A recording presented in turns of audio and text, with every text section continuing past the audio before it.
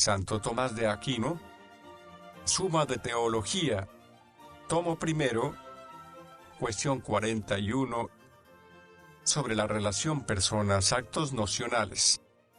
Hay que tratar ahora lo referente a la relación personas-actos nocionales. Esta cuestión plantea y exige respuesta a 6 problemas. 1. ¿Los actos nocionales son o no son atribuibles a las personas? 2. ¿Dichos actos son necesarios o voluntarios? 3. Según dichos actos, ¿la persona procede de nada o de algo? 4. ¿En Dios hay o no hay potencia con respecto al acto nocional?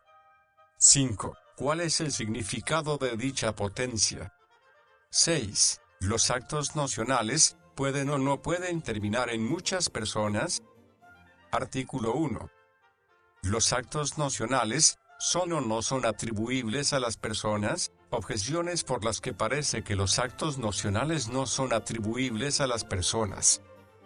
Dice Boecio, en el libro de Trinidad, todos los géneros, cuando se atribuyen a Dios, se convierten en la sustancia divina a excepción de los que indican relación, pero la acción es uno de los 10 géneros. Así, pues, si se atribuye a Dios alguna acción, pertenecerá a su esencia y no a la noción. Más aún, Agustín, en el Quinto de Trinidad, dice que todo lo que se atribuye a Dios, o se hace por razón de la sustancia o de la relación, pero lo que pertenece a la sustancia se expresa por medio de los atributos esenciales. Lo que pertenece a la relación se expresa por los nombres de las personas y por los de las propiedades. Por lo tanto, excepto estos, no hay que atribuir a las personas actos nocionales. Todavía más, es propio de la acción en cuanto tal imprimir una pasión, pero en Dios no hay pasiones. Por lo tanto, tampoco hay que atribuirle actos nocionales. En cambio está lo que dice Agustín, en el libro de Fide ad Petrum. Es propio del Padre el hecho que engendra al Hijo, pero engendrar es un determinado acto. Por lo tanto, hay que atribuir a Dios actos nocionales. Solución. Hay que decir, en las personas divinas la distinción responde al origen. El origen no se puede designar correctamente a no ser por algunos actos. Así, pues, para designar el orden de origen en las personas divinas fue necesario atribuirles actos nocionales a las personas. Respuesta a las objeciones. A la primera hay que decir, todo origen está designado por algún acto. A Dios se le puede atribuir un doble orden de origen. 1. En cuanto que la criatura procede de él. Esto es común a las 3 personas.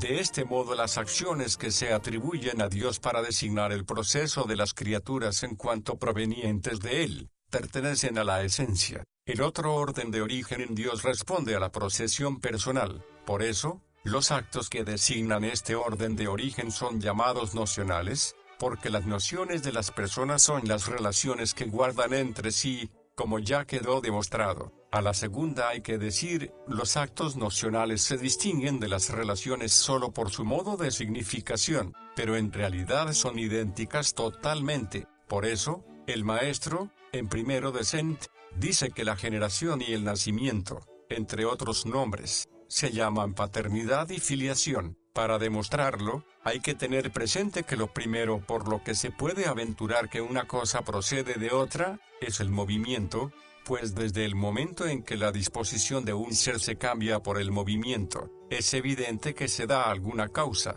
De este modo la acción, en su acepción primitiva, implica origen del movimiento. Por eso, así como el movimiento, en cuanto recibido por virtud de alguien, se llama pasión, así también el origen del movimiento, en cuanto que empieza en algo y termina en aquello que se mueve, se llama acción. Así, pues, si prescindimos del movimiento, la acción no expresa más que el orden o relación de origen en cuanto que de una causa o principio proviene algo, puesto que en Dios no hay movimiento. La acción personal del que produce una persona, no es más que la relación del principio con la persona que procede del principio. Esto es exactamente lo que expresan las relaciones o nociones. Pero como quiera que de Dios y de los seres inteligibles no podemos hablar más que según lo hacemos de lo sensible, pues de lo sensible tomamos nuestros conocimientos, y en las acciones y pasiones, que implican movimiento, son distintas en las relaciones que surgen de ellas. Fue necesario expresar las relaciones de modo independiente al de las personas, por una parte, como actos, por otra, como relaciones, y así resulta evidente que realmente son idénticas y que solo se diferencian por el modo de expresarlas. A la tercera hay que decir, la acción en cuanto que implica origen del movimiento, imprime, en cuanto tal, pasión. En este sentido no hay que entender la acción en las personas divinas. Por eso en Dios no hay pasiones a no ser solo en sentido gramatical y en cuanto al modo de significar. Es así como al Padre le atribuimos el engendrar, y al Hijo el ser engendrado. Artículo 2. ¿Los actos nocionales son o no son voluntarios?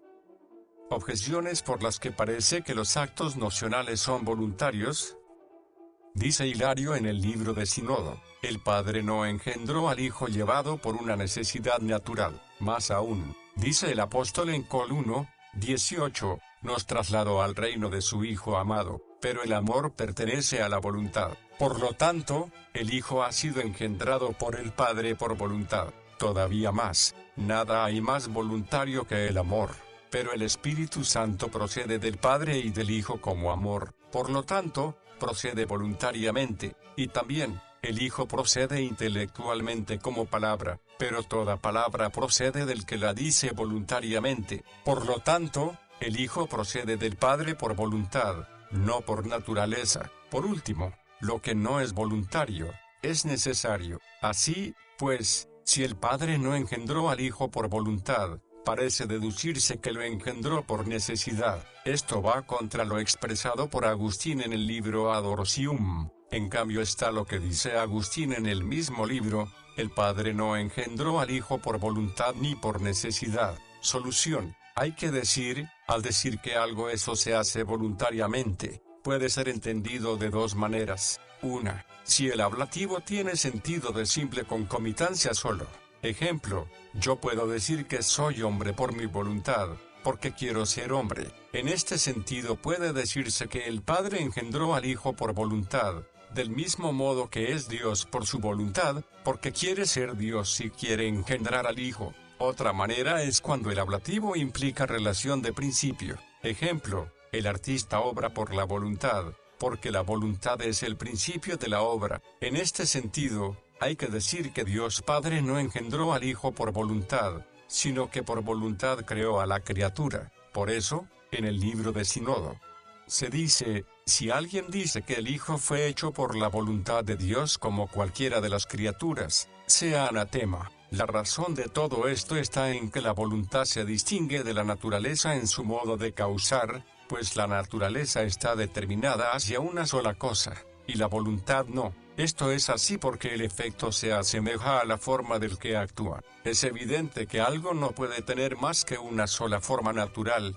por la que algo tiene ser, y, de este modo, tal como es así actúa. Pero la forma por la que actúa la voluntad no es solo una, sino que hay varias, según el número de conceptos. De este modo, lo hecho por la voluntad no es tal como es el agente, sino como el agente quiere y comprende que algo sea. Así, pues, la voluntad es el principio de aquello que puede ser de una o de otra manera. El principio por el que algo no puede ser más que de una sola manera es la naturaleza. Lo que puede ser de una o de otra manera está muy alejado de la naturaleza divina, y esto entra en el concepto de criatura, porque Dios necesariamente existe por sí mismo, mientras que la criatura fue hecha a partir de la nada. De este modo, los arrianos, empeñados en deducir que el Hijo es una criatura, dijeron que el Padre engendró al Hijo por la voluntad, tomando la voluntad como principio. Nosotros estamos obligados a decir que el Padre engendró al Hijo no por la voluntad, sino por naturaleza. Por eso Hilario en el libro de Sínodo dice, la voluntad de Dios dio la sustancia a todas las criaturas, pero el nacimiento perfecto de la sustancia impasible e ingénita, dio al Hijo la naturaleza. Todas las cosas fueron creadas por Dios tal como Él quiso que fueran, pero el Hijo, nacido de Dios, subsiste tal como Dios es. Respuesta a las objeciones. A la primera hay que decir, aquella autoridad mencionada va contra los que excluyen de la generación del Hijo incluso la concomitancia de la voluntad paterna, diciendo que de tal manera le engendró naturalmente, que incluso le faltó la voluntad de engendrar. Sucede algo parecido a lo que nos pasa a nosotros, que, por necesidad natural, padecemos muchas cosas que van contra nuestra voluntad, como la muerte, la vejez y otro tipo de debilidades. Esto es lo que se deduce del contexto, pues se dice, el Padre no engendró al Hijo contra su voluntad, ni obligado ni forzado por una necesidad natural, cuando no quería. A la segunda hay que decir, el apóstol llama a Cristo Hijo amado de Dios en cuanto que es amado por Dios inmensamente, no porque el amor sea el principio de la generación del Hijo. A la tercera hay que decir, incluso la voluntad, en cuanto que es una cierta naturaleza, quiere naturalmente algo, como la voluntad del hombre tiende naturalmente a la felicidad, de modo parecido Dios quiere y se ama a sí mismo naturalmente, pero en lo que no es él mismo, la voluntad de Dios puede quererlo o no, como ya dijimos. Así, el Espíritu Santo procede como amor en cuanto que Dios se ama a sí mismo, por eso procede naturalmente aun cuando proceda por modo de voluntad. A la cuarta hay que decir, también en las concepciones intelectuales hay una reducción a los primeros principios que son conocidos naturalmente. Dios se conoce a sí mismo naturalmente. De este modo, la concepción de la palabra divina es natural. A la quinta hay que decir, se dice que algo es necesario por sí mismo o por otro, y es necesario por otro de dos maneras. Una, por una causa agente y coaccionante. En este sentido se dice que es violento. Otra, por la causa final. En este sentido se dice que es necesario lo que hace de mediación para el fin, sin lo cual no se podría dar el fin o el bien. Ninguna de estas dos maneras es aplicable a la divina generación, porque Dios ni está ordenado a un fin ni tampoco sometido a coacción. Se llama necesario por sí mismo aquello cuya no existencia es imposible. En este sentido se dice que es necesario que Dios exista. De este modo es necesario también que el Padre engendre al Hijo. Artículo 3. ¿Los actos nocionales provienen o no provienen de algo? Objeciones por las que parece que los actos nocionales no provienen de algo. Si el Padre engendra al Hijo a partir de algo, este algo es él mismo o es otra cosa. Si se trata de otra cosa, como quiera que aquello de lo que un ser se engendra permanece en dicho ser, habría que concluir que en el Hijo hay algo ajeno al Padre. Esto va contra lo que Hilario dice en el Séptimo de Trinidad, en ellos nada hay ni diverso ni ajeno. En cambio, si el Padre engendra al Hijo de sí mismo, como aquello de lo cual se engendra algo, si es permanente, recibirá los atributos propios. Esto es lo que sucede cuando decimos que el hombre es blanco, pues el hombre permanece cuando de no blanco se hace blanco. De ser así, hay que concluir o que el Padre después de engendrar al Hijo desaparece, o que el Padre es el Hijo. Esto es falso. Por lo tanto, el Padre no engendra al Hijo de algo, sino a partir de la nada. Más aún, aquello de lo que se engendra algo, es principio de aquello que se engendra.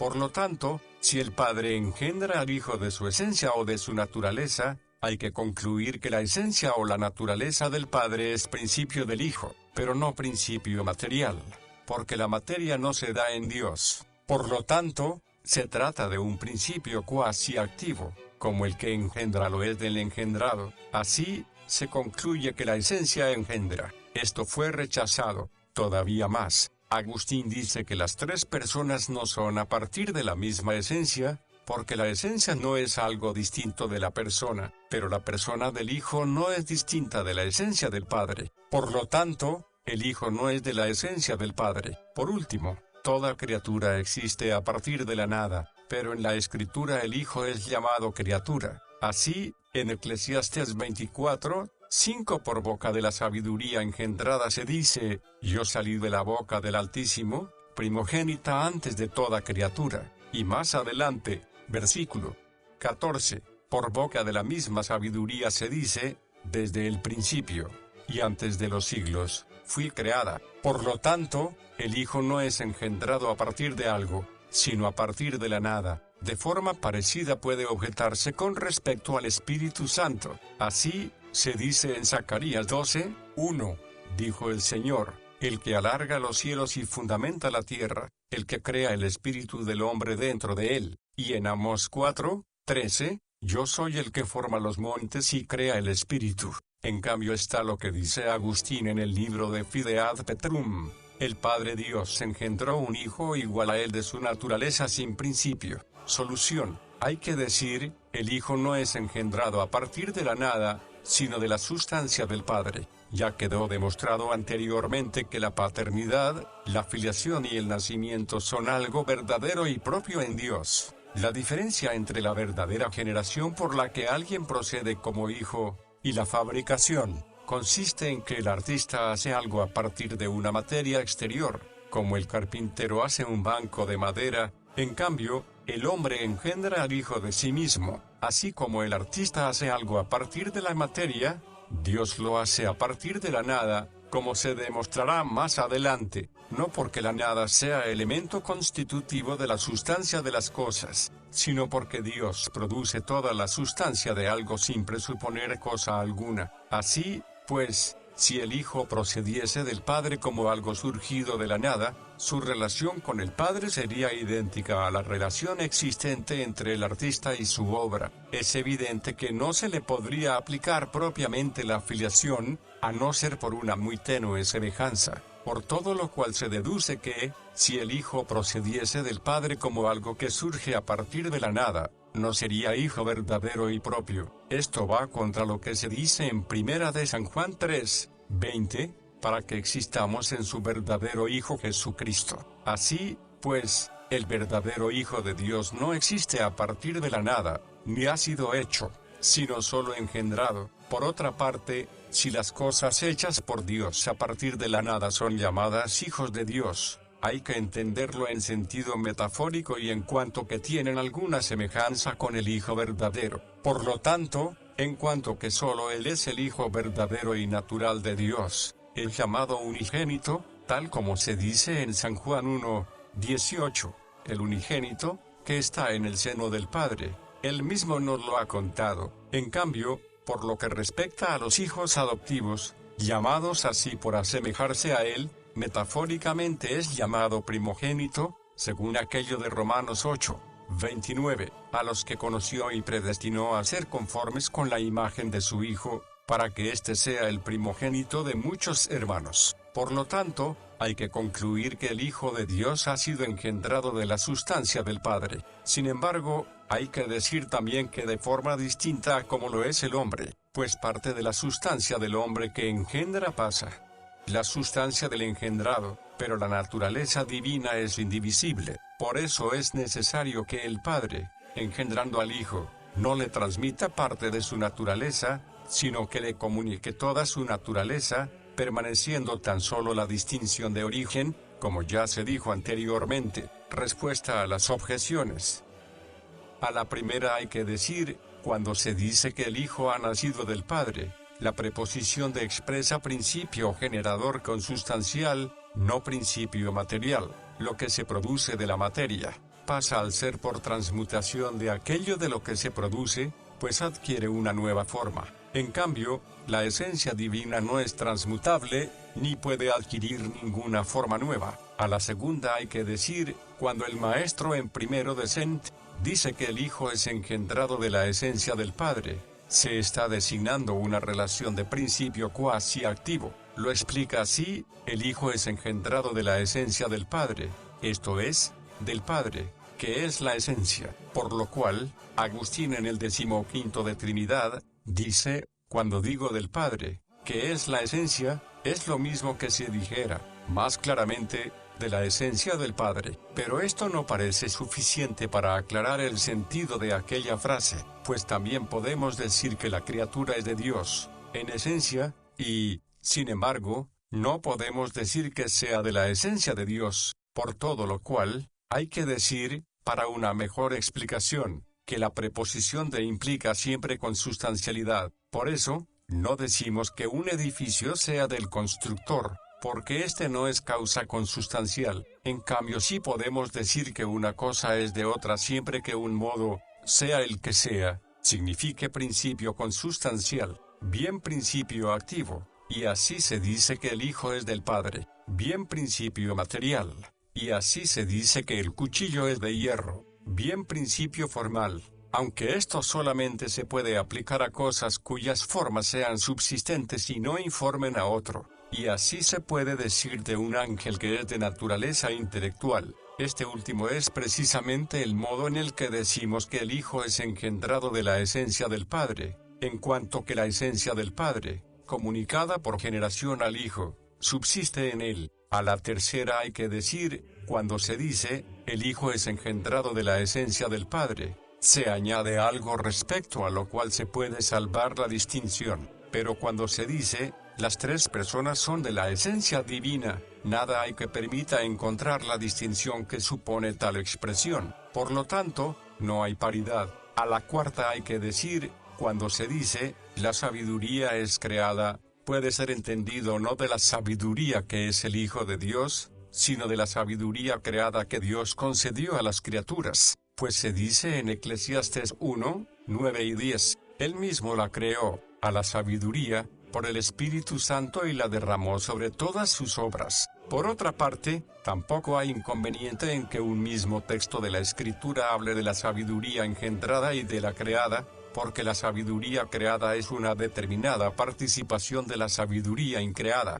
También el texto puede referirse a la naturaleza creada asumida por el Hijo, con el siguiente sentido: desde el principio y antes de los siglos fui creada, es decir, se previó que me uniría a la criatura. También puede entenderse que se llame a la sabiduría engendrada y creada para darnos a entender el modo de la divina generación, pues en la generación lo que es engendrado recibe la naturaleza del que engendra, que es una perfección. En cambio, en la creación el creador no se transforma, pero la criatura tampoco recibe la naturaleza del creador. Por lo tanto, si al Hijo se le llama, a un mismo tiempo, creado y engendrado, es para que la creación sea entendida como la inmutabilidad del Padre, y en generación, la unidad de naturaleza del Padre y del Hijo. Así es como interpreta el texto de la Escritura Hilario en el libro de Sínodo. Las autoridades que hemos mencionado no hablan del Espíritu Santo, sino del Espíritu creado,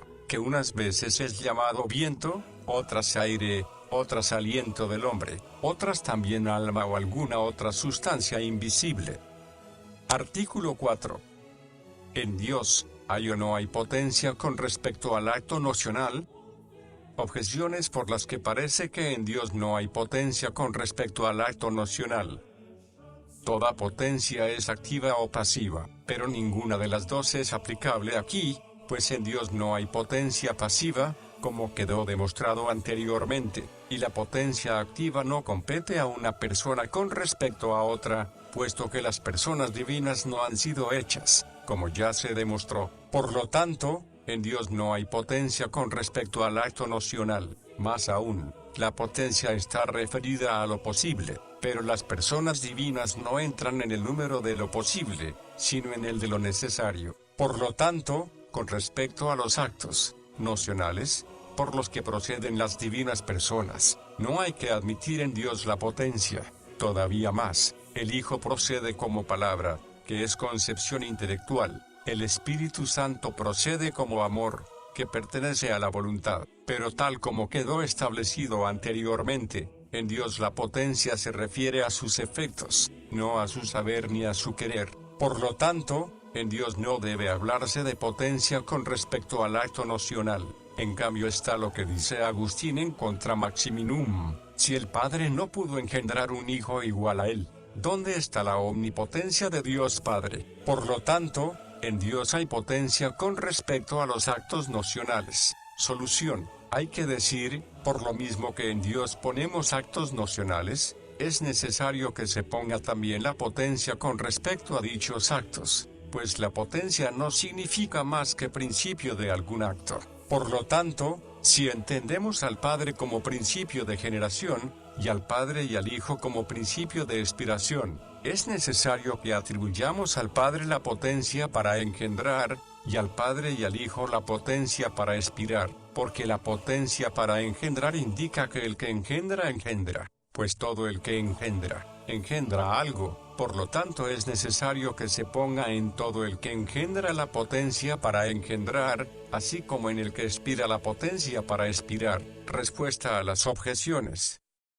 A la primera hay que decir, así como, atendiendo a los actos nocionales, ninguna persona procede como algo hecho, así tampoco la potencia con respecto a los actos nocionales es atribuida a Dios en cuanto referida a alguna persona hecha, sino solo en cuanto referida a la persona que procede. A la segunda hay que decir, lo posible, en cuanto opuesto a lo necesario, se fundamenta en la potencia pasiva, que no se da en Dios. Por lo tanto, tampoco hay en él ninguno de estos tipos de posible, sino solo lo posible en cuanto que está contenido en lo necesario. En este sentido puede decirse que, por lo mismo que es posible que Dios exista, es posible que el Hijo sea engendrado. A la tercera hay que decir, potencia significa principio. El principio implica distinción de aquello de que es principio, y en las cosas que se dicen de Dios hay que tener presente una doble distinción, una real y otra de razón. Dios se distingue con distinción real,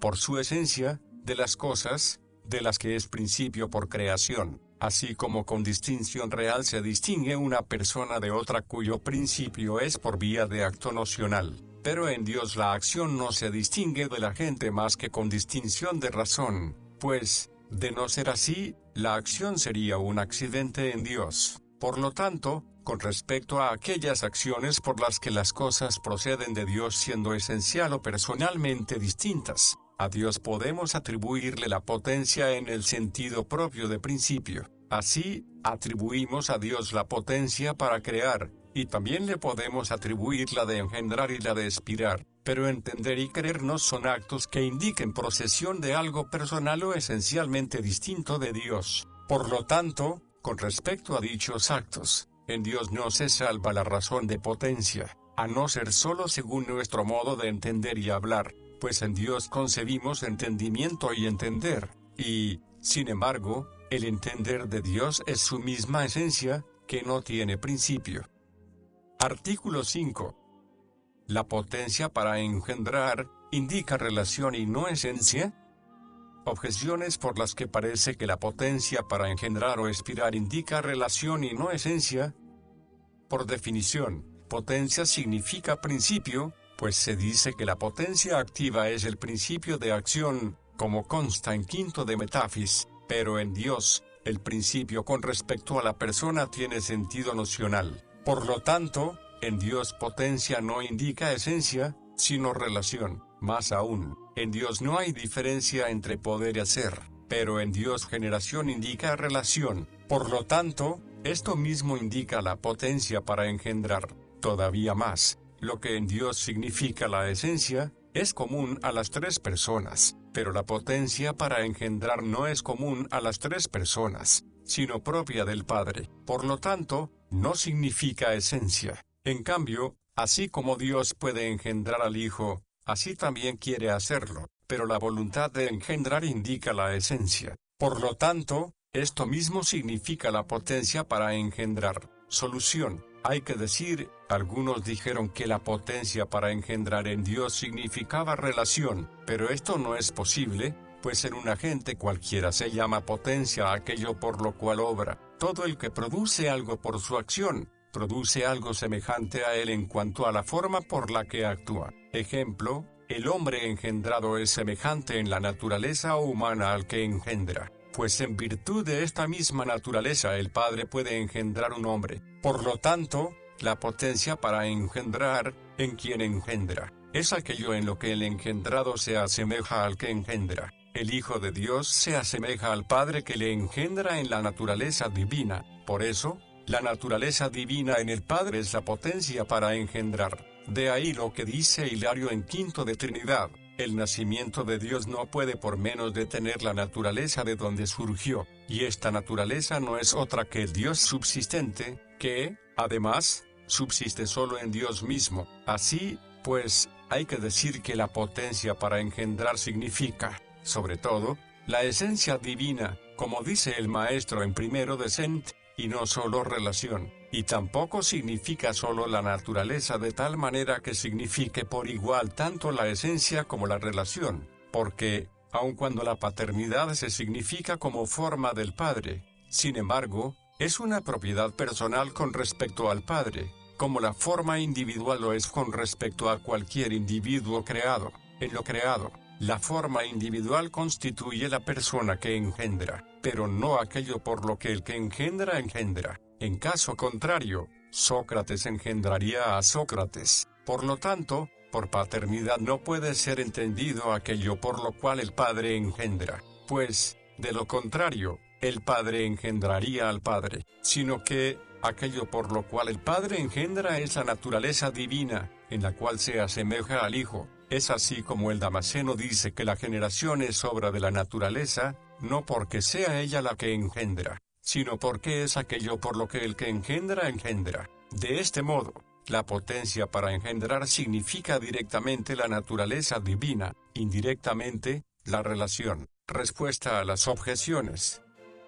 A la primera hay que decir, la potencia no significa la misma relación de principio, pues, de ser así, sería del género de la relación, sino que indica lo que es principio, y no en el sentido en que el agente es llamado principio, sino en el sentido en el que es principio aquello por lo que el agente actúa. Ahora bien, el agente se distingue de lo que hace, y el que engendra se distingue de lo engendrado, pero aquello por lo que engendra el que engendra, es común tanto al que engendra como al engendrado, y será tanto más común cuanto más perfecta sea la generación. Por lo tanto, como quiera que la generación divina es absolutamente perfecta, aquello por lo que el que engendra es común tanto al que engendra como al engendrado. Además, es idéntico en número y no solamente en especie, como sucede en las criaturas. Por lo tanto, diciendo que la esencia divina es el principio por el que engendra, no se sigue que la esencia divina sea distinta del engendrado. Sí se seguiría si dijéramos que la esencia divina engendra. A la segunda hay que decir, en Dios, la potencia para engendrar y la generación son idénticas como la esencia divina es realmente lo mismo que la generación y la paternidad, si bien no lo son conceptualmente. A la tercera hay que decir, cuando decimos potencia para engendrar, directamente expresamos la potencia, indirectamente, la generación. Lo mismo sucede al decir la esencia del Padre. Por lo tanto, en cuanto a la esencia expresada, la potencia para engendrar es común a las tres personas. En cuanto a su implicación nocional, es propia de la persona del Padre. Artículo 6. ¿El acto nocional puede o no puede terminar en muchas personas? Objeciones por las que parece que el acto nocional puede terminar en muchas personas, de modo que en Dios pueden ser muchas las personas engendradas o expiradas.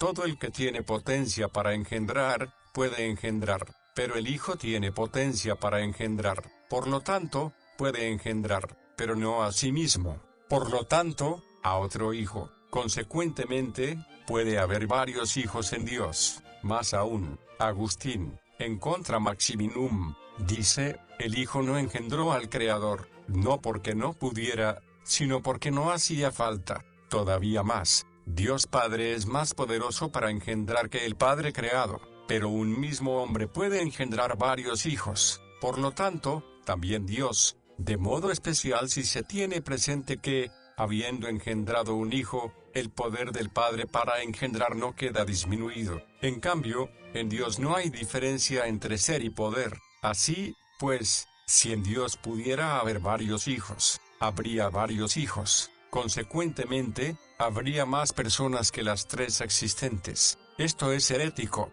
Solución. Hay que decir, creo, dice Atanasio, que en Dios solo hay un Padre, un Hijo, un Espíritu Santo. 4 argumentos prueban eso. Primero, partiendo de las relaciones, que es lo único que distingue las personas, pues, como quiera que las personas divinas son las mismas relaciones subsistentes, en Dios no puede haber muchos padres o muchos hijos, a no ser que hubiera muchas paternidades y muchas filiaciones, pero esto solo sería posible en los seres que se distinguieran por la materia. pues las formas de una especie no se multiplican más que por la materia, y en Dios no hay materia. Por lo tanto, en Dios no puede haber más que una sola filiación subsistente, como la blancura subsistente no puede ser más que una. Segundo, por las procesiones, pues Dios todo lo entiende y lo quiere con un solo y simple acto. Por lo tanto, no puede haber más que una sola persona que proceda a modo de palabra,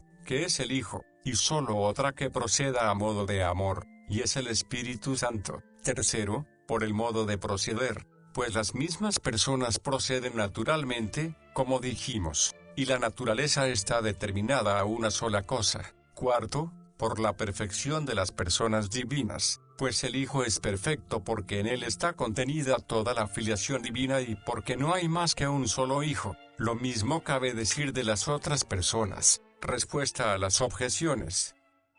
A la primera hay que decir, aunque esencialmente puede admitirse que la potencia del Padre la tiene también el Hijo, sin embargo, no puede admitirse que el Hijo tenga potencia para engendrar, si con la expresión para engendrar se está haciendo uso de un gerundio activo con el sentido de que el Hijo tiene potencia para engendrar, pues, aun cuando el Padre y el Hijo sean lo mismo, sin embargo, al Hijo no le corresponde ser Padre debido a la diferencia nocional. Sin embargo, si con la expresión para engendrar se está haciendo uso de un gerundio pasivo, el Hijo tendría potencia para ser engendrado. Lo mismo cabría decir si con tal expresión se hiciera uso de un gerundio impersonal, pues el sentido sería, potencia para poder ser engendrado, esto es, potencia por la que es engendrado por otra persona. A la segunda hay que decir, con aquella frase, Agustín no intenta decir que el Hijo pueda engendrar un hijo, sino que el no engendrarlo no se debe a incapacidad del Hijo, como se demostrará más adelante. A la tercera hay que decir, la inmaterialidad y perfección divinas exigen que no pueda haber muchos hijos en Dios, como dijimos. Por lo tanto, el que no haya varios hijos no es debido a la incapacidad del Padre para engendrar,